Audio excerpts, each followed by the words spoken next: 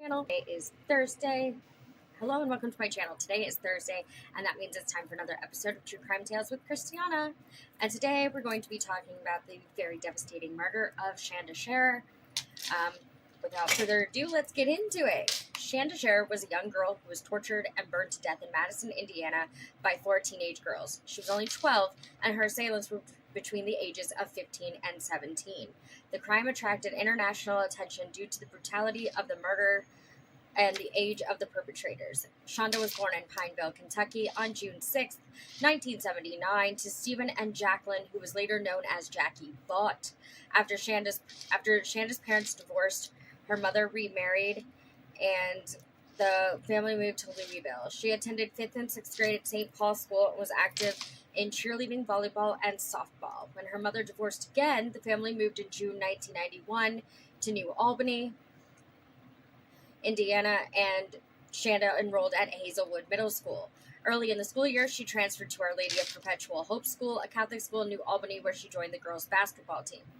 Now let's talk about her attackers. Keep in mind that while these girls were essentially children, they had no remorse and planned and executed a brutal murder against a helpless, defenseless child. Melinda Lovelace was born in New Albany on October 28, 1975, the youngest of 3 daughters to Marjorie and Larry.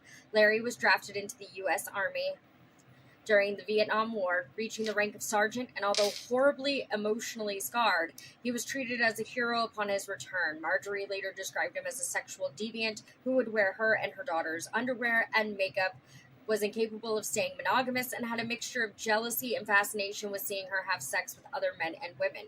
They lived in or near New Albany throughout Melinda's childhood. Larry worked irregularly from the Southern Railway after his military service. His profession allowed him to work whenever most convenient for him. In 1965, Larry became a probationary officer with the New Albany Police Department, but was fired after 8 months when he and his partner assaulted the African-American woman whom Larry accused of sleeping with his wife. In 1988, Larry briefly worked as a mail carrier, but quit after 3 months and did very little work, having brought most of his mail home to destroy it. Marjorie had worked intermittently since 1974. When both parents were working, the family was financially well off, living in the upper middle-class suburb of Floyd Knobs, Indiana.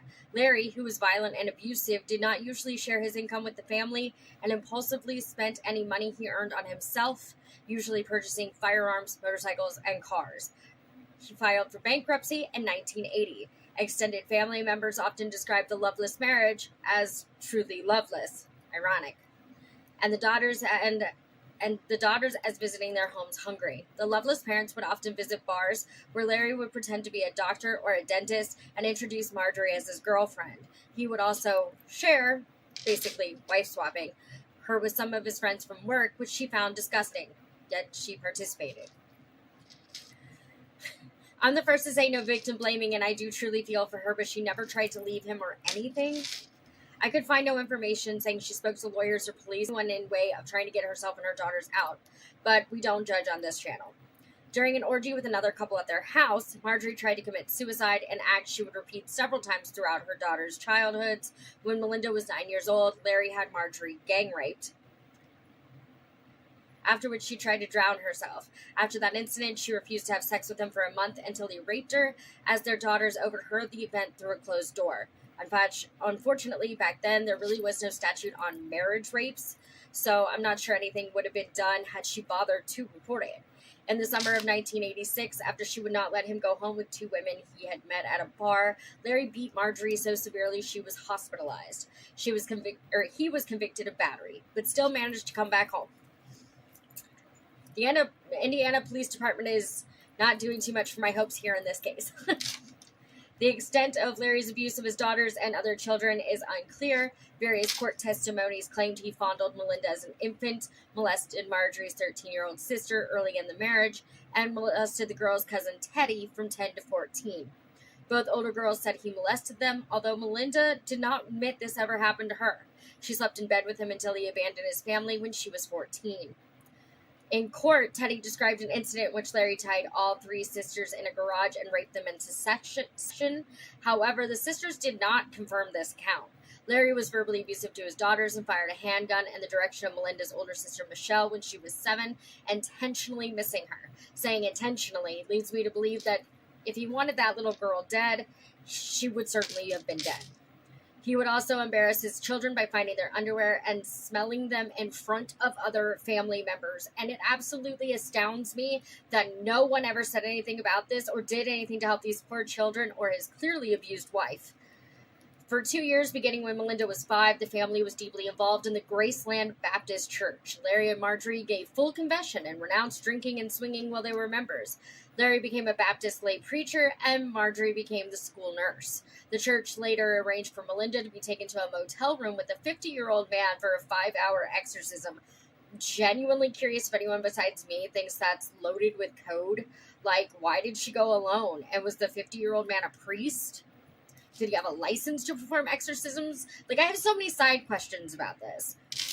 Larry became a marriage counselor with the church and acquired a reputation for being too forward with women, eventually attempting to rape one of them. Sounds like Larry. After that incident, the loveless parents left the church and returned to their former professions and drinking, which, if we're being honest at this point, I think their former profession was drinking. I think at this point it would be safe to say that both parents were severe alcoholics and in need of some deep therapy. In November 1990, after Larry was caught spying on Melinda and a friend, Marjorie attacked him with a knife. He was sent to the hospital after he attempted to grab it. She then attempted suicide again, and the daughters called the police. After this incident, Larry filed for divorce and moved to Avon Park, Florida. Melinda felt crushed, especially when Larry remarried. He sent letters to her for a while, playing on her emotions, but eventually severed all contact with her. Larry was killed in a car crash in St. Louis, Missouri on December 6, 1998. Hard to believe that after everything he did to his wife and children, he was the one to finally get wise and leave.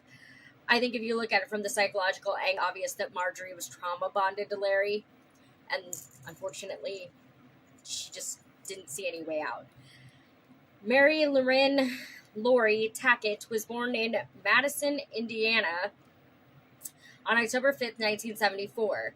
Her mother was a fundamental Pentecostal Christian, and her father was a factory worker with 2 felony charges in the 1960s. Convictions in the 1960s. Lori claimed that she was molested and at least twice as a child at ages 5 and 12. In May of 1989, her mother discovered that Lori was changing from a dress into jeans at school, and after a confrontation that night, attempted to strangle her. Seems like a little bit over the top for a punishment. Social workers became involved, and Lori's parents agreed to unannounced visits to ensure that child abuse was not occurring. Lori and her mother came into periodic conflict. At one point, her mother went to Hope Rippey's house after learning that Hope's father had purchased a Ouija board for the girls. She demanded that the board be burnt and the Rippey's house be exorcised. Now, while Lori's mother sounds very much like a hardcore religious zealot, been there, dealt with that, I agree that Ouija boards are not something to just fuck around with. If you're not attuned to the craft, it can be extremely dangerous. You never know who you're really summoning, and evil entities can present as kind and friendly, often in the form of a small child. Coming from a witch whose deity is Persephone with a strong connection to death and chaos, I tell you, stay away from the Ouija boards. Lori became increasingly rebellious after her 15th birthday and also became fascinated with the occult. She would often attempt to impress her friends by pretending to be possessed by the spirit of Deanna the vampire. This honestly reminds me of this boy in high school who had a major crush on me and tried to convince me that he was really a 3,000-year-old werewolf. Yeah, I went to a very weird school with very weird kids. Lori began to engage in self-harm, especially after early 1991 when she began dating a girl who was involved in the practice. Her parents discovered the self-mutilation and checked her into a hospital on March 19th of 1991. 2 days after her release with her girlfriend and Tony Lawrence, Lori cut her wrist deeply and was returned to the hospital. After treatment of her wound, she was admitted to the hospital's psychiatric ward. Lori was diagnosed with borderline personality disorder, also known as BPD, and confessed that she had experienced hallucinations since she was a young child. She was discharged on April 12th. She dropped out of high school in September of 1991. Lori stayed in Louisville in October of 1991 to live with various friends. There she met Melinda, and the two became friends in late November. In December, Lori moved back to Madison on the promise that her father would buy her a car.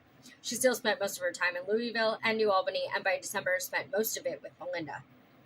Hope Anna Rippey was born in Madison on June 9, 1976. Her father was an engineer at a power plant. Her parents divorced in February of '84 as she moved with her mother and siblings to Quincy, Michigan for 3 years. She claimed that living with her family in Michigan was somewhat turbulent. Her parents resumed their relationship in Madison in 1987. She was reunited with friends Lori and Tony Lawrence, whom she had known since childhood, although her friends saw Lori as a bad influence. As with the other girls, Hope began to self-harm at 15. Tony Lawrence was born in Madison on February 14, 1976. Her father was a boilermaker. She was close friends with Hope from childhood. She was abused by a relative at age 9 and raped by a teenage boy at age 14, although the police only issued an order for the boy to keep away from Tony. Like I said, Indiana police not doing a whole lot for my hopes and dreams here. She began attending counseling after the incident but did not continue. She became promiscuous, began to self-harm, and attempted suicide in the 8th grade. Well, there is no excuse for what these girls did. Giving background on them does help us to understand a little more about how their minds came to the conclusion it did. Most of these girls were exposed to violence from a very young age on and were taught that was how to handle their problems. In 1990, Melinda began dating another girl, also 14, named Amanda Heverin. After Melinda's father left the family and her mother remarried, Melinda began behaving increasingly erratically. She got into fights at school and reported being depressed, resulting in her receiving professional counseling. In March 1991, Melinda came out as a lesbian, as her 2 older sisters had done, to her mother. Her mother was initially furious, but eventually accepted it. As the year went on, Melinda's relationship with Amanda deteriorated, but it's important to note that there was a relationship, as this somewhat played into the reason for Shanda's murder. Amanda met Shanda early in the fall semester at Hazelwood Middle School when Amanda started a fight with Shanda.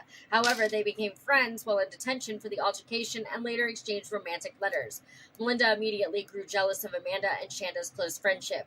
In early of October 91, Amanda took Shanda as her date to a school dance where Melinda found and confronted Shanda. Although Amanda and Melinda never actually broke up, Melinda started dating an older girl. So Melinda moved on, but Amanda wasn't allowed to. Sounds like your classic narcissistic abusive relationship, right? Sounds like her mom and dad, right? After Amanda and Shanda attended a festival together in late October, Melinda began to discuss killing Shanda and threatened her in public. Concerned about the effects of their daughter's relationship with Amanda, Shanda's parents arranged for her to transfer to a Catholic school in late November. Amanda later claimed she gave letters Melinda sent her containing death threats towards Shanda to a youth prosecutor, but nothing was done about it as far as she knew. Why she didn't go to the actual police, I don't know, but I do feel if she had, then this may never have happened, and Shanda would be living her life to this day. There was clearly some troubling signs from Melinda that should have set off alarm bells for multiple authority figures and were clearly ignored.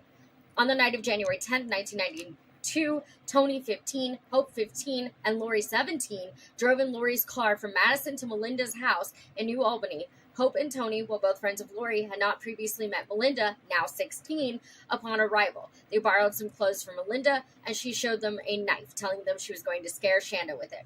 While Lori, Hope, and Tony had never met Shanda prior to that night, Lori already knew of the plan to murder the 12-year-old girl. Melinda explained to the 2 other girls that she disliked Shanda for being a copycat and for stealing her girlfriend that she had essentially ended the relationship with. Melinda was clearly one of those "if I can't have you, no one can" types. Lori let Hope drive the 4 girls to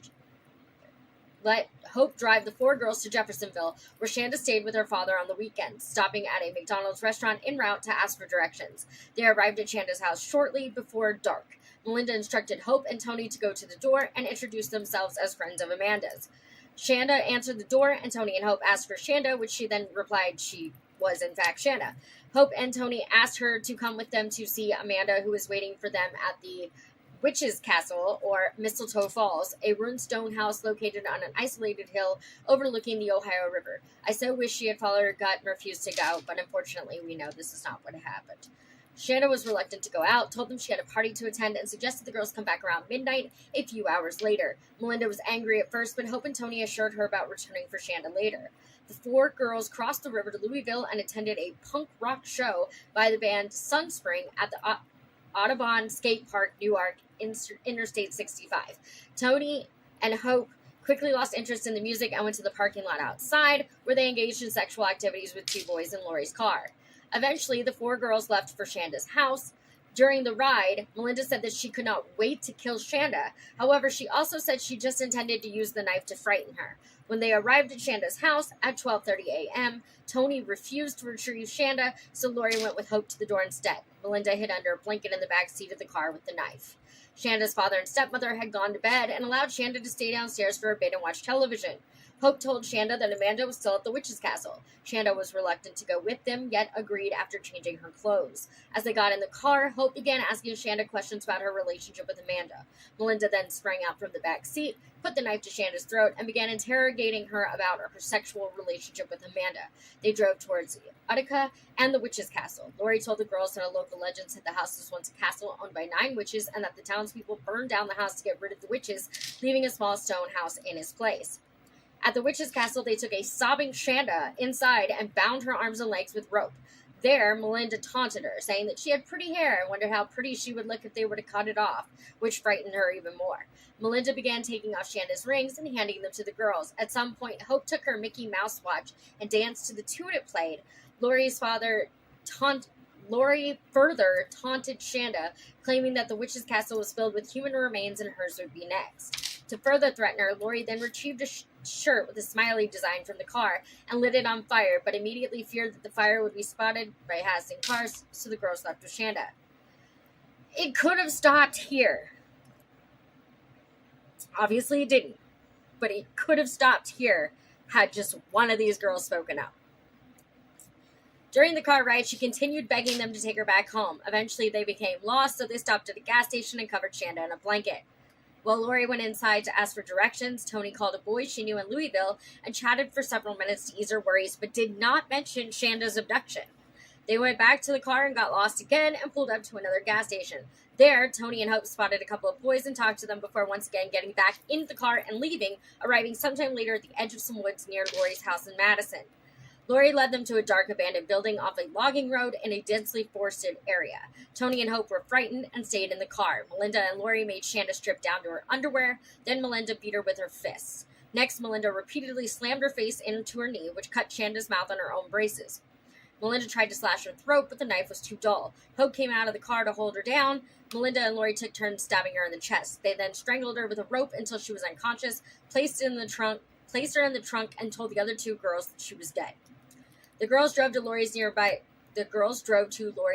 home and went inside to drink soda and clean themselves. When they heard Shanda screaming in the trunk, Lori went out with a paring knife and stabbed her several more times, coming back covered with blood. After she got cleaned up, Lori told the girls futures with her runestones. At 2:30 a.m., Tony and Hope stayed behind as Lori and Melinda went country cruising, driving to the nearby town of Cannon. Shanda continued to make crying and gurgling noises so Lori stopped the car. Lori beat her with a tire iron until she was silent, claiming that she felt Shanda's head caving in, and then told Melinda to smell it. Honestly, this is giving Krista Pike, it's giving Sheila Eddy and Rachel Schoaf, it's giving Morgan Geyser and Anissa Wire. They also sexually assaulted her with the same weapon. The tire iron assault continued on and off for hours while the girls went on a joyride through the countryside. Melinda and Lori went back to Lori's house just before daybreak and woke up the other 2 girls. Hope asked about Shanda, and Lori laughingly described the torture. The conversation woke up Lori's mother, who was initially angry with her daughter for being out so late, but also offered to cook the girls some breakfast. Lori declined and said she needed to drive the other girls home. However, instead, Lori drove to the burn pile where they opened the trunk to look at Shanda. Tony refused. Hope suddenly sprayed Shanda with Windex and taunted, "You're not looking so hot now, are you?" The girls drove to a gas station near Madison Consolidated High School, pumped some gasoline into the car, and bought a 2-liter Pepsi. Lori poured out the Pepsi, which I honestly would have done too because Pepsi's gross. Sorry, just trying to lighten the mood there. And refilled the bottle with gasoline. They drove north of Madison past Jefferson Proving Ground to Lemon Road off of U.S. Route 421, a place known to Hope. Tony remained in the car while Lori and Hope wrapped Shanda, who was miraculously still alive, in a blanket and carried her to a field by the gravel country road. Hope poured the gasoline on Shanda, and then they set her on fire.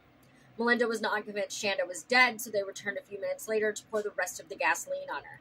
The girls went to a McDonald's restaurant at 9:30 a.m. for breakfast, where they laughed about Shanda's badly burned body looking like one of the sausages they were eating.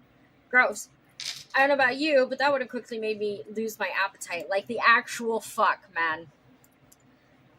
Tony then phoned a friend and told her about the murder. Lori then dropped off Tony and Hope at their homes and finally returned to their own home with Melinda. Melinda told Amanda that they had killed Shanda and arranged to pick up Amanda later that day with Lori. Later on the morning of January 11th, 1992, two brothers from Cannon were driving toward Jefferson Proving Ground to go hunting when they noticed a body on the side of the road. They initially thought it was a mannequin of some sort, but upon exiting the vehicle, realized it was the clearly burned body of a child. Does anyone besides me ever wonder what happens to people that find the bodies? Like, do you go to therapy or just try to forget about it? That has to be traumatizing no matter how stoic you can be.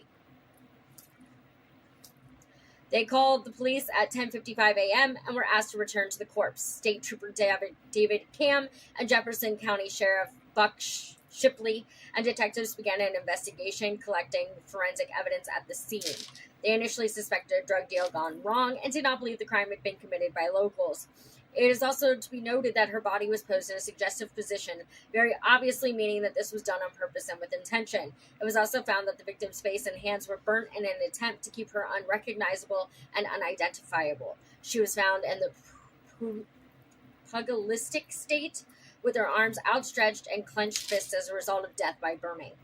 Shanda's father, Stephen, noticed his daughter was nowhere to be found early on January 11th. After phoning neighbors and friends all morning, he called his ex-wife at 1:45 p.m. They met and filed a missing persons report with the Clark County Sheriff. At 8:20 p.m., a hysterical Tony and Hope went to the Jefferson County Sheriff's Department with their parents. They both gave very rambling statements identifying the victim as Shanda, naming the two other girls involved as best as they could, and describing the main events of the previous night. After an inter-county investigation, Shipley contacted the Clark County Sheriff and was finally able to match the body to Shanda's missing person report. Detectives obtained dental records that positively identified Shanda as the victim.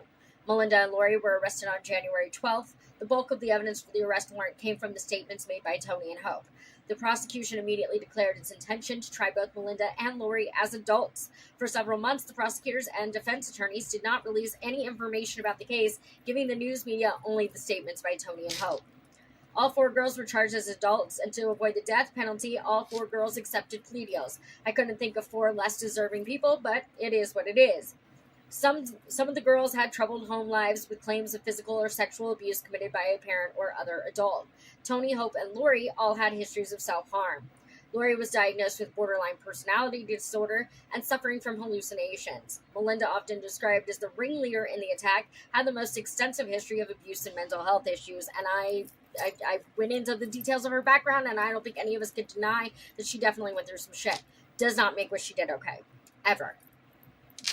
Lori and Melinda were sentenced to 60 years in the Indiana Women's Prison in Indianapolis. Lori was released in September of 2019.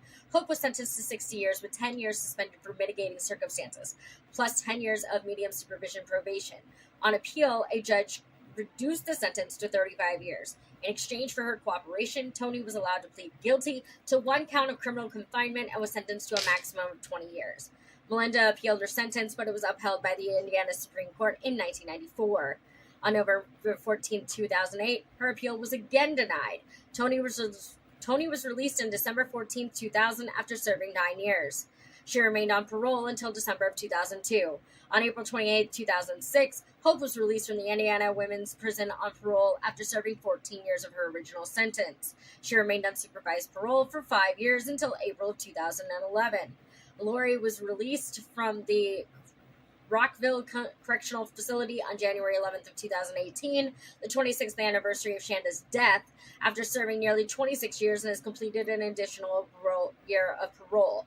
Melinda was released from Indiana Women's Prison on September 5th, 2019, after serving 26 plus years in prison. She will serve parole in Jefferson County, Kentucky. Shanda's father, Stephen, died of alcoholism in 2005 at the age of 53. In an interview with Shanda's mother, Jackie Vaught, on the investigation Discovery series Deadly Women, Vaught stated that Stephen was so distraught by his daughter's murder that he did everything he could to kill himself besides put a gun to his head, and that he drank himself to death. The man died of a broken heart. In 2012, Jackie made her first contact with Melinda since the trials, although indirectly. Jackie donated a dog named Angel in Shanda's name to Melinda to train for the Indiana Canine Assistance Network program through Project to Heal. Jackie reported that she had endured criticism of the decision but defends it, saying, "It's my choice to make. She's my child. If you don't let good things come from bad things, nothing gets better. And I know what my child would want. My child would want this." Jackie stated that she hoped to donate a dog every year in honor of Shanda. A documentary produced by Episode 11 Productions titled Charlie Scars captured Jackie's decision to allow Melinda to train dogs in Shanda's name. The film also has 3 interviews with Melinda. This is the awful and sad story of the murder of Shanda Scherer. As always, make good choices, be cautious and kind to others, and don't do anything I wouldn't do. I'll see y'all next week. Bye.